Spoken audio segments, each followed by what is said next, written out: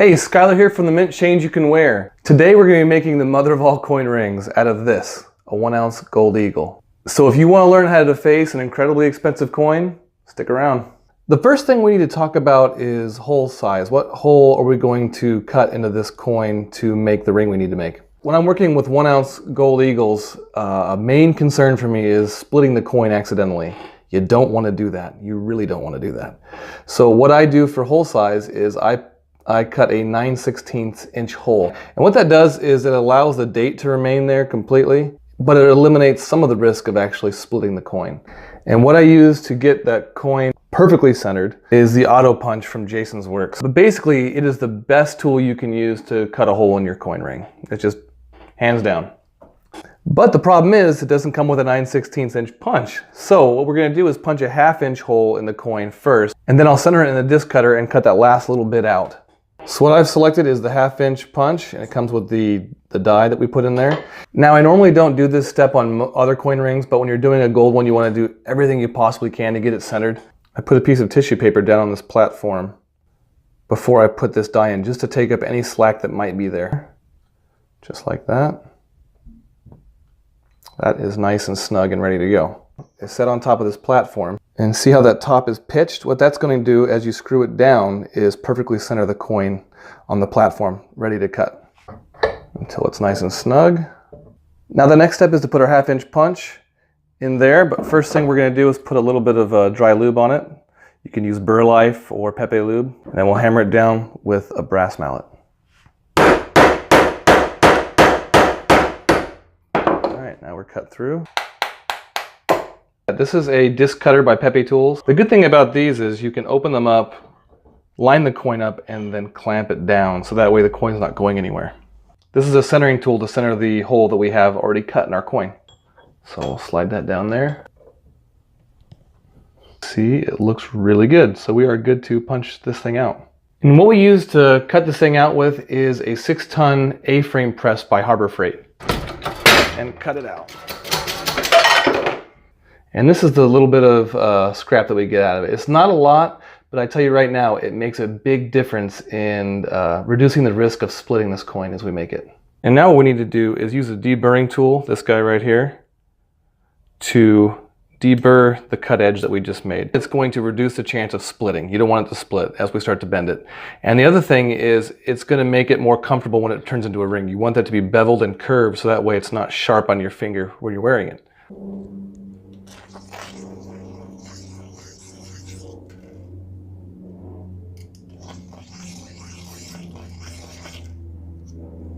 Once we have that done, use a little piece of 120 grit sandpaper, 240 grit sandpaper, something like that, and we will just make sure we sand the inside of that cut edge now to make sure we don't have any burrs, any chinks in it at all. We want it to be perfectly smooth before we start to bend it. Now that that's done, it's time to anneal.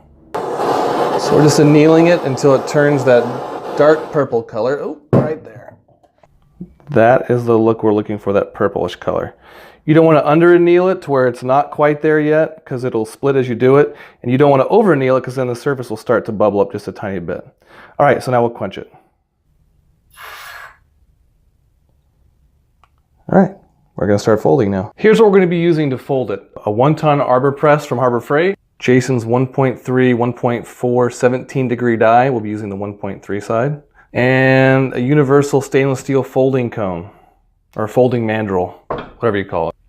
And we're going to be wrapping this with Teflon tape to make sure there's never any gold to steel contact at all. Wrap this about 2 to 3 layers thick with Teflon tape.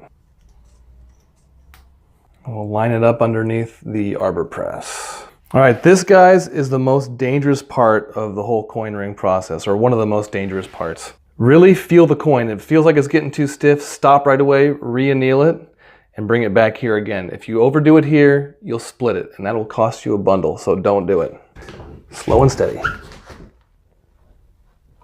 Just make sure it's lined up as you do it. Keep relining it up. Take your time. All right, I'm gonna stop right there, and we're gonna re-anneal it just to be double safe. That's about how far we've got right there. And what we're gonna do is re-anneal it, and then re-sand that cut edge just to make sure we're not seeing any cracks forming. If you see a crack forming, now's the time to take care of it before it gets big. And just like before, I'm using a regular propane torch, taking my time and waiting for it to turn that purple color.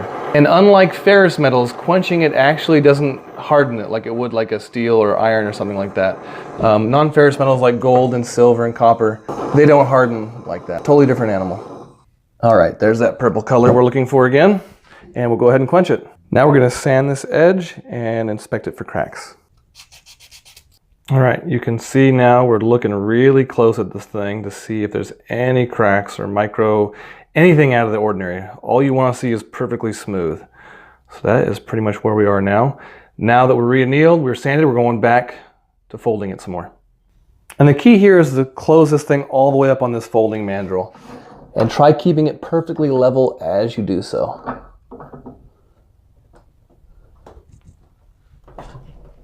All right, I think we are there. Let's take a look at it. Here is what we came up with now. You can see it's totally closed up on that mandrel, and that's what we're looking for. And you can double check it by pulling off and seeing if there's an indentation. And there is a nice indentation all the way around. We did a good job. So it's time to re-anneal and then go from there. Now that we've made it this far, we need to start talking about ring size. If I was to throw this on the ring stretcher right now, you'd probably stretch it out to right around a size 16. And what we want to do in order to size this is be 3 sizes larger than our target size, and that's it. So if that was the case, if it was a 16, if we were making a size 13 ring, we'd be right on the button.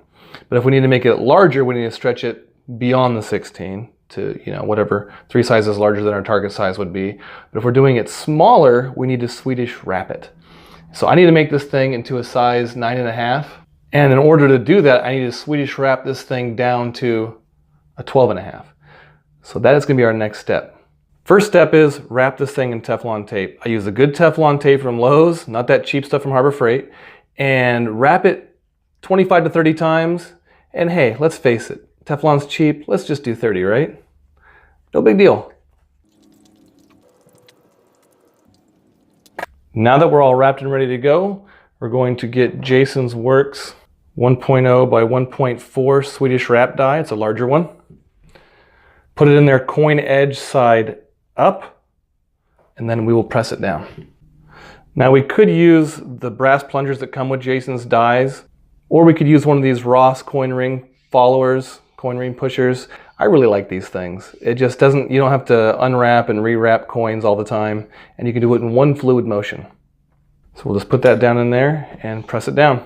And remember with this, just slow and steady, slow and steady.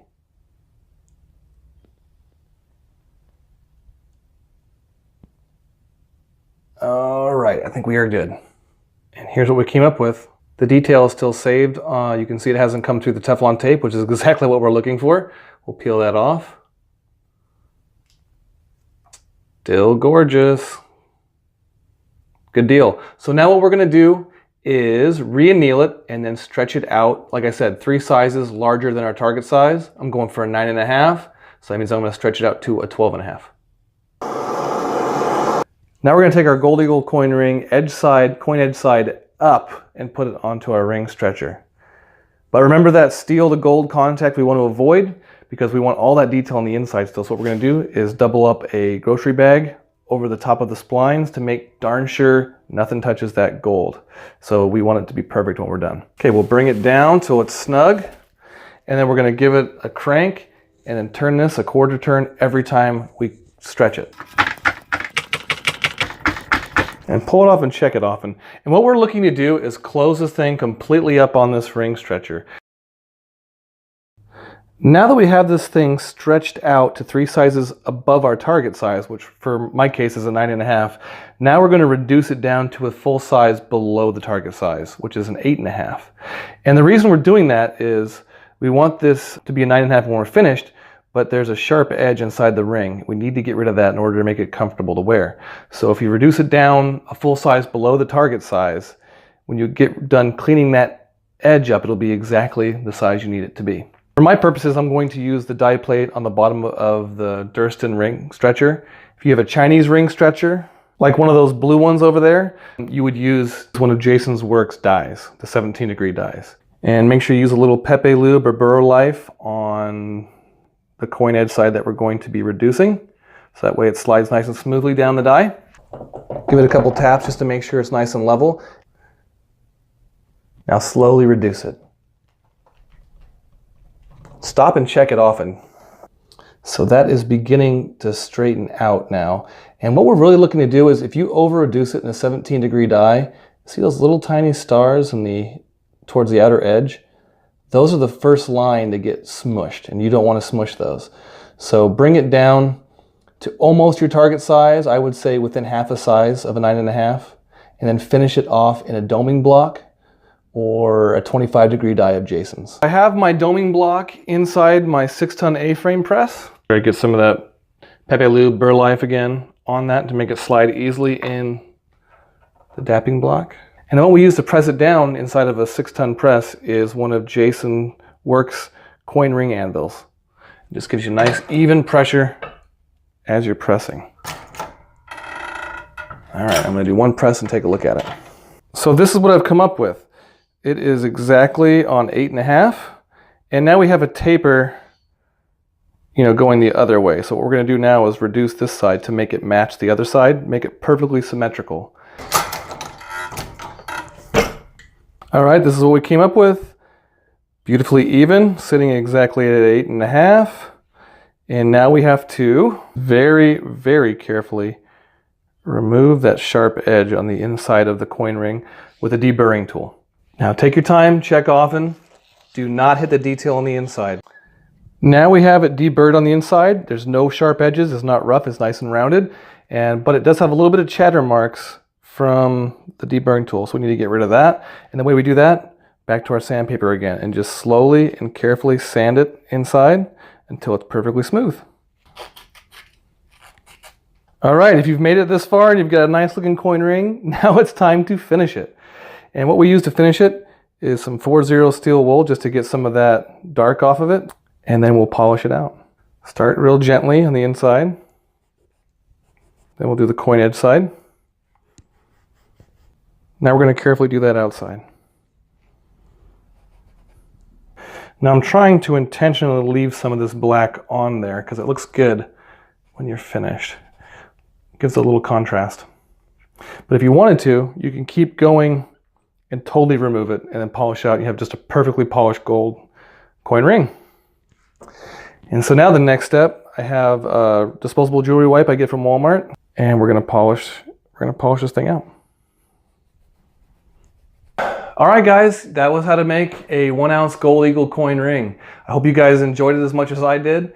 And if you want to check out some coin rings that I make, go to www.changeyoucanwear.net. You can see them for sale there. And also you can sign up for a coin ring workshop there as well. All right, guys, thank you very much.